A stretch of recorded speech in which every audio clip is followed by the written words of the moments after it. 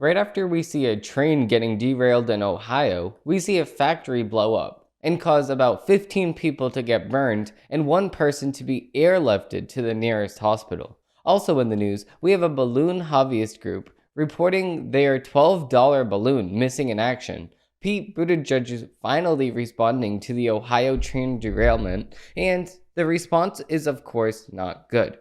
Without further ado, let's begin. I got facts over tracks, this and that, spitting slow, spitting fast, I could roast, I could gas, think I'm okay at last, but I don't know if that can erase all the past. Pete Buttigieg, for those of you that do not know, and just so you know, you're not missing a lot, is a Department of Transportation secretary, and the only reason why he actually got the job was because he's gay and was mayor of a small town where he ignored potholes, which in the Joe Biden administration put you above the rest of them in terms of qualifications.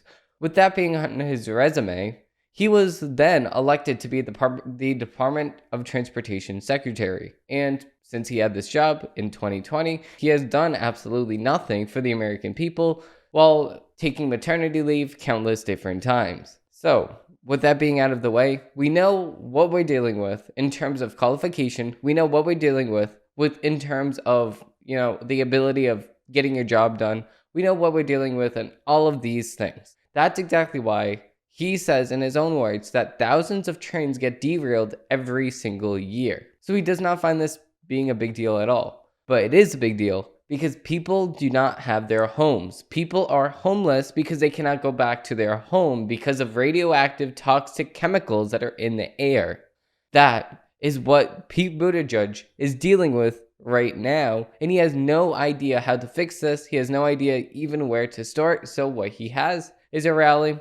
Here's a rally just to talk to people, but he doesn't care about this situation. He just wants to talk about anything except for this situation. So with that being said, we're going to dig into a dozen takes. I don't ever slow up, no I don't take sh- I got no love. Starting with the first article, we actually have an article from the New York Post. Joe Biden mocked for shooting down a potential $12 hobby balloon. Republicans, conservatives, and others have mocked the Biden administration's decision to use a $400,000 missile to shoot down what may turn out to be a $12 hobby balloon last weekend, with some calling it an expensive way to eliminate a, quote, kids' science project. The Northern Illinois Bottle Cap Balloon Brigade told Aviation Week that one of its tracked balloons vanished on February 11, around the same time President Biden gave orders to shoot down the mystery object over Canada's Yukon territory. While the White House hasn't confirmed that the Illinois Enthusiast Club fears that its balloon has been destroyed, the revelation triggered prompt jarring on social media. To be fair, Biden is providing a sick power deterrent for any high school science clubs that might try to invade America, Senator Ted Cruz of Texas tweeted. President Biden needs to tell the American people whether this is true, Cruz added a follow-up tweet. Former President Donald Trump's oldest son, Don Jr., also chimed in, tweeting, Biden shut down some kid's science project with a $400,000 Sidewinder missile. The younger Trump added that Biden has admitted that the three unidentified objects taken out by the military after the shoot down of a Chinese spy balloon were just likely used for research or recreation. Former Rep. Peter Meyer called the ordeal the, quote, Great Balloon Panic of 2023. Rest in peace to the Northern Illinois Bottle Cap Balloon Brigade, around an $80 ham radio transmitter balloon, likely the victim of friendly fire by a $143 million USAF F-22 firing a 485,000 AIM-9X Sidewinder missile during the Great Balloon Panic of 2023, his tweet said. Meanwhile, left-wing journalist Max Blunthiel suggested Biden takedown orders were to, quote, prove his manhood. A F-22, which costs around $85,000 an hour to fly, used a $450,000 missile to take down a $12 hobby balloon belonging to the Northern Illinois Bottle Cap Balloon Brigade. Also, Biden can prove his manhood to Rep. Marjorie Taylor Greene, he tweeted. Turning Point USA Charlie Kirk added, Biden let an actual Chinese spy balloon cross 2,000 miles of American airspace untouched. Now he fakes being tough by shooting down a $12 science project from the kid, and I kid you not, Northern Illinois Bottle Cap Balloon Brigade. Biden shot down, okay, that's exactly what I've read. The brigade has said that its Pico balloon, a silver-coated cylindrical shaped object, reported its lost position at 38,910 feet off the west coast of Alaska on February 10. By the following day, the balloon, based on its projected path, would have been over the central part of Canada's Yukon Territory, which was around the same time an Air Force F-22 shot down an unidentified object in the same area. The enthusiast group, which is dedicated to creating, releasing, and tracking homemade balloons, declared its K9YO device missing in action on Saturday. The group's balloon was equipped with a small GPS transmitter and an antenna, allowing the group to track it via ham radio. Such balloons usually float around until they are brought down by bad weather or damaged. In addition to Saturday's takedown, the United States downed airborne objects over Alaska on Friday and Lake Huron on Sunday. Biden finally addressed the unprecedented military action on Thursday, telling Americans that there was no evidence that 3 unidentified objects were nefarious. We don't know yet what these 3 objects were, he said, but nothing suggests right now that they are related to China's spy balloon program or that they were surveillance vehicles from any other country. Authorities are still trying to recover the debris from the 3 recently downed objects late Thursday. The Royal Canadian Mounted Police said that it has suspended the research for the balloon shot down over Lake Huron. Of course, because they know that they're going to find the balloon, and they know that it's going to be the $12 balloon that the Battle Cap Brigade in Illinois is trying to find, and this is going to be an embarrassment to Joe Biden and Canada alike. Moving with the first article, the second article, we actually have breaking news. James O'Keefe says that he has been stripped of power at Project Veritas. James O'Keefe announced a break with Project Veritas, the investigative group he founded, while hinting at a new journalism venture in the future. In a video posted on Venmo on Monday, O'Keefe said that he was stripped of all decision-making last week. He was described some clashes with the leadership. O'Keefe, who was standing in a Project Veritas office, said that he was removed of his authority as CEO for at least 180 days and removed from the Project Veritas board of directors, citing board meeting notes. Currently, I have no job at Project Veritas, he added. Quote, I have no position here based upon what the board has done. So I'm announcing to all of you today on President's Day, I'm packing up my personal belongings here. O'Keefe also claimed that he had issued an ultimatum to the board to resign, which was not needed. And he hinted at the future beyond Project Veritas. Our mission continues. I'm not done. The mission will perhaps take on a new name, he said. The Project Veritas board released a statement on Monday evening saying O'Keefe has been suspended indefinitely pending a third-party investigative audit report. The statement said that O'Keefe not only faced allegations of financial malfeasance, but also improperly fired the group's chief financial officer. Even with all the public fallout, the board still wants to speak with James, the board said. We will not fire him, nor do we want him to resign. We would like to continue conversations with James to resolve internal matters rather than legitimate them publicly. O'Keefe, who founded the nonprofit famous for its sting operations in 2011, claimed that he had issued an ultimatum to the board to resign, which was not heeded. Word of the internal staffle at Project Veritas burst into the public view when New York Magazine influencer website reported on February 8th that James O'Keefe took a paid leave from his leadership position while the board weighed his future with the company. The report said Project Veritas executive director Daniel Strack told staffers in an internal memo that O'Keefe would be taking a few weeks of well-deserved PTO.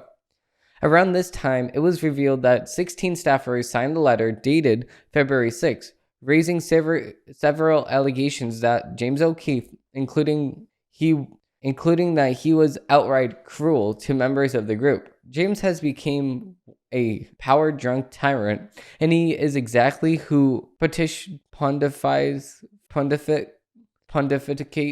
on who we should be exposing, the letter said. Of course because he's the boss. Like, what do you...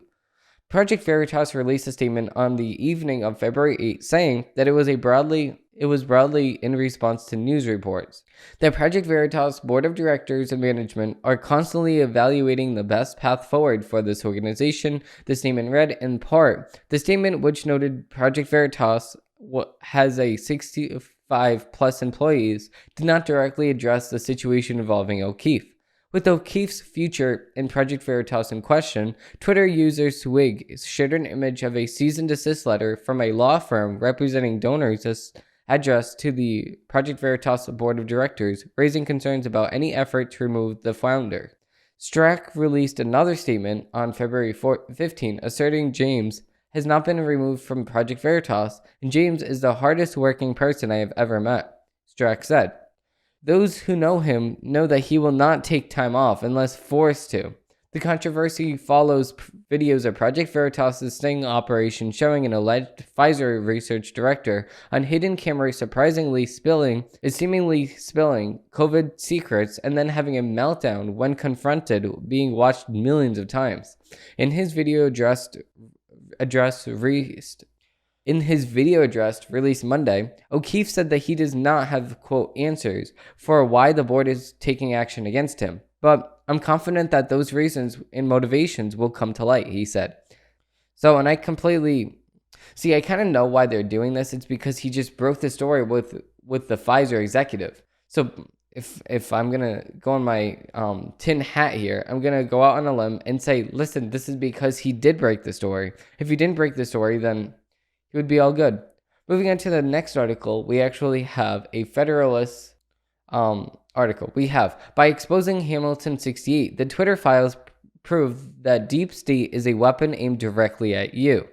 In a recent addition to the Twitter files, Matt Taibbi revealed to the public how Twitter, the preferred social media platform for politicians, academics, and journalists, co-opted the algorithmic blacklist for a bipartisan neoliberal propaganda outfit known as Hamilton 68. Hamilton 68 was a digital dashboard that, as my colleague Emily Jeshkiny recently discussed, was used to perpetrate the mainstream myth of Russian influence in American politics through algorithmic censorship and suppression.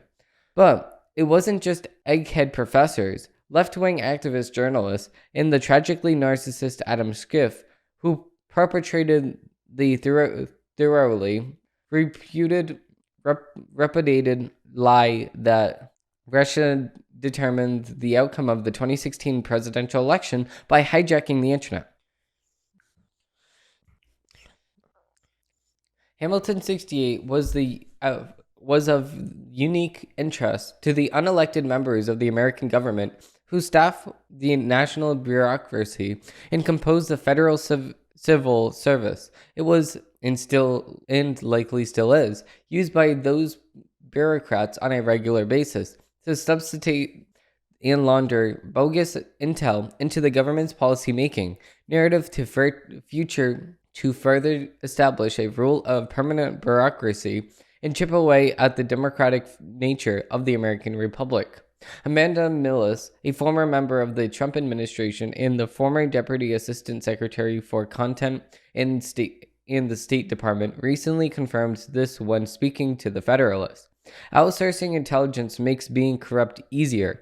According to Millis, from the day Hamilton 68 went online, senior officials at the State Department were elected because it enabled them to efficiently outsource large swaths of their information sourcing for communications. Naturally, this was a huge time saver since everything was 100 times redundant, and having access to pre-sorted and verified intel from somewhere you trust while trying to maintain a fast-paced digital communications bureau with 24 hours access to the rest of the world would be a massive time saver.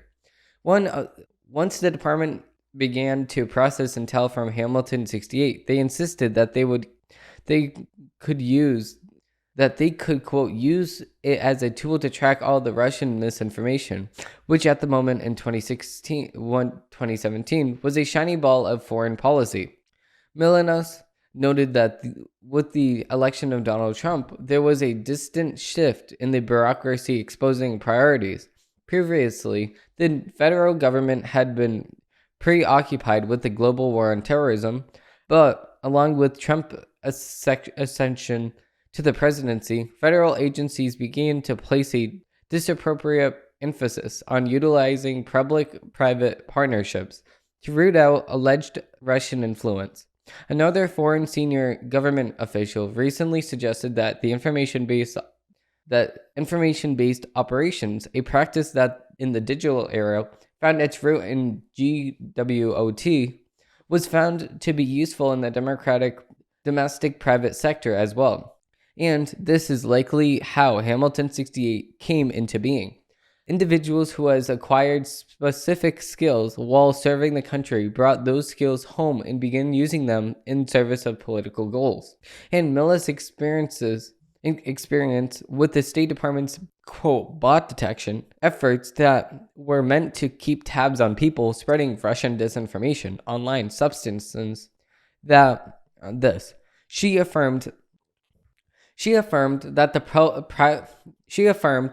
public-private partnership between the federal bureaucracy and big tech in particular established a sense of comfort and familiarity between the two bodies, because bureaucrats were able to take free trips to Silicon Valley and hang out with the people from Google and Facebook and Twitter. The managerial elite in both entities knew that they were operating in the same wavelength. This additionally, FaceTime likely provided both groups reassurance that their ideological groups were similar in that they would have allies in the quest to delegitimize the Stonewall Trump's presidency. Swamp creatures tend to be lazy. Once Hamilton 68 came online, an inordinate amount of attention was placed on 644 Twitter accounts that were flagged as bots, spreading Russian misinformation or disinformation. Thanks to Taibbi's reporting, it is now publicly documented that these accounts were overwhelmingly run by American citizens and other Western civilizations with no connection to Russia whatsoever. But to the people involved in conservative politics at the time, it was clear that Hamilton 68 was a con. It was run by teams that ran Russiagate, so this was yet another aim at their public attack on Trump and Trump supporters. Millis said, "I was looking at the list of users and I was like, quote, bro, my secret handle is on there. Like, all of my friends are on there. I know these people. They are not bots." Millis stated that the individuals behind Hamilton 68 were directly, quote, providing someone or multiple people at the State Department with the list of accounts being algorithmically monitored. Such collusion would indicate that the government was effectively taking orders from a politically based third party about which private citizens it should monitor, suppress, and allow to be labeled by the corporate media. And despite the fact that, and now we can deduce, the people behind Hamilton 68 knew what they were doing was fraudulent, and the users were also algorithmically placed on those curated lists, had information about them used to source not only news stories about a malicious foreign presence in American domestic issues, but as the basis of intel used in reports within the federal agencies. Furthermore, the data analytics included alongside Hamilton 68's information were frequently drastically inflated to manufacture a sense of severity, Milius said, further indicating to her and to some of those with whom she worked that the entire project was bogus. When data analysts in the State Department would compare the analytics provided by Hamilton 68 with the actual data from the monitored accounts traffic, they would find massive discrepancies, she noted. The people behind Hamilton 68 were blatantly lying, and if these people looked in the right places, the lies would fall apart. But because their numbers who were few and leadership enjoyed the convenience of a pre-sorted intel, Hamilton 68 continued to be utilized by the State Department. The deep state is a hammer, everything else is a nail. Even Yoel Roth, the former head of trust and safety at Twitter, knew that Hamilton 68 was bogus, and there was no reason to believe the 6S-15s in the State Department had a good faith reason to accept it at face value. After all, bureaucrats overwhelmingly favored Hillary Clinton in 2016, so why wouldn't they take the chance at sabotaging someone who they believed would lead the United States down a wrong path? I agree. Milius contends that the political bias of enriched bureaucrats who made decisions in federal agencies played a key role in deciding to utilize a tool that Hamilton 68 subsequently prolonging the narrative of Russian collusion.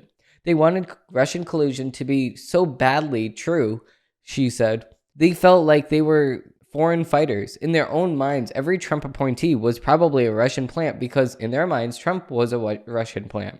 The whole media pretended that the Russian gate thing was real. It didn't just affect citizens, it affected everyone who worked in Washington, D.C., which includes everybody that worked in the State Department and the CIA, and more, she continued. These people were going home at night being told Trump and his people were Russian agents, and then would come into work with the idea that they were going to save America from us. If Trump and everybody affiliated with him were Russian assets, and the Russian assets pose an external threat to the country, why wouldn't a well-meaning new hire of the State Department who wants to grow his career treat an intelligence briefing sourced from Hamilton 68 with the utmost importance if his boss told him to? Exactly. What else is being used against us? Whether they were conditioned by their superiors in big tech or not, hundreds of, if not thousands of entry and middle level bureaucrats perpetrated the lie that the Russian government hijacked American politics. They, along with the corporate media and the universities, went along with this narrative to weaponize society against people. American citizens who supported a democratically who supported an elected president from a major political party. Taibbi's reporting shows that Hamilton 68 was used by big tech and the corporate media to perpetrate the myth of Russian collusion, but by unfairly suppressing and regulating speech online. Milius' experiences at the State Department indicates how it was used to weaponize one of the most important parts of the federal government against the American people. Both narratives likely only give us a look under the hood. We know that the Hamilton dashboard, which is still operational, albeit under the slightly different moniker of Hamilton 2.0, solely because of new Twitter files, and we know of the use of Hamilton 68 at the State Department because of the people like Milius who are willing to share their stories. We have no reason to believe that Hamilton 2.0 isn't being used by the government, nor do we know systems similar to the Hamilton dashboard are being used to curate lists of people on the platforms other than Twitter. But we do know that unelected members of the government are weaponizing themselves against the American people in collaboration with the private sector as they chip away at a democratic republic, and this is irrefutable. So the question remains, what else in the United States government using to monitor its citizens while mobilizing against democratic targets who have done nothing wrong? So I completely agree with this article. If you are sitting here and you just believe a certain way, why should you be banned from Twitter? Why should you be suppressed? Why should you be monitored by our very people that we elected to protect and serve us? You should not be monitored because you have the right to say whatever you want because that's freedom of speech. That's the First Amendment right. Moving into the next article from the Daily Wire. We actually have Montana officials dismiss explosion rumor after viral video sets internet abuzz. Moving with the article, a viral video shows a what appears to be an explosion rocking the skies over southern Montana. The video posted to Twitter Billings, Montana, represented Dolly Moore, shows the aftermath of the explosion. And this is exactly what I was talking about before. This is the explosion that happened at the factory. The video posted to Twitter by Billings, Montana, represented Dolly Moore, shows the aftermath of the explosion. A large smoke trail can be seen falling downward across the sky. Officials in the state have denied reports of the explosion, but the video has garnered more than 2 million views on Twitter in a little over a few hours. In an interview with the Daily Wire, Miss Moore said that she began recording when she saw a plane, then an explosion. I just started snapping photos with my phone, and then I saw the plane fly over, Moore told the Daily Wire over the phone. It shook my office window. Officials have denied reports of the explosion, however. We are aware of the video being shared on Twitter and claims of a massive explosion over Billings. The city of Billings tweeted Friday night. However, our police department, fire, and airport have not been called to any incidents related to this video, and there has not been any plane crashes picked up on the radar. Moore said that she saw the plane flying over the house. She then ran to her window and began filming. Shortly afterward, she says that she saw a large explosion and then began recording in the video. An object descends from the sky very slowly while a large, long smoke trail follows behind. Okay, so this is actually not the factory. This is actually something different. So why is everything? I'm just going to double check here. Why is everything either happening in Montana, Alaska, or Ohio? Those are the only three things that things are happening in. Like, why is this? What's the connection being made? Moore said that the object moved more slowly down, like nothing she has ever seen before. I remember in middle school where I saw the Space Shuttle Challenger explosion, she said. Debris went everywhere. This is not like that. This was one big object like a mushroom in the sky, but very slowly coming down. You know when you see a plane crash on TV and it's all going very fast? This was like that, she said. She also reported seeing jet fighters flying over her home 2 nights earlier. She also reported seeing Black Hawk helicopters flying over the area as of 10:58 p.m. EST Friday night. The aircraft flight tracker website, Flight Radar 24, shows one Black Hawk helicopter flying around Billings. We have confirmed that with Montana DES and Governor Giant Ford that there had not been any explosions in or around or across Montana, the city added. They are aware of the video and it cannot be sustained. Furthermore, Yellowstone County Sheriff Mike Lender told local news outlet KULR-8 that it was trying to verify the video and was not able to contact Miss Moore and did not receive complaints from any other witnesses. But Montana Republican Congressman Matt Rosendale expressed concern about the reports. I am genuinely concerned with the lack of transparency about our original Chinese spy balloon and the potential unexplained explosions above Billings. He tweeted, I've reached out to the commanding officer of Malmstrom Air Force Base for details. Miss Moore told the Daily Wire that the video is legitimate, and we have no reason to make this up, Moore said. And her husband both said over the phone, we are not techies, and we don't know how to do that. It is not known whether the event has anything to do with the suspected Chinese balloon over Montana. On Thursday, officials said that the balloon has moved over the state of Kansas Friday afternoon. Okay, so there's just weird things going on. Do you think that aliens exploded the United States? I think that this is what's going on. I think that ET is trying to phone home. And the quicker that we give him our cellular device to just call his mommy, I think that will fix all of our problems. So with that being said, I'm going to finish off this episode on that note because that's the best note that we can leave it off on.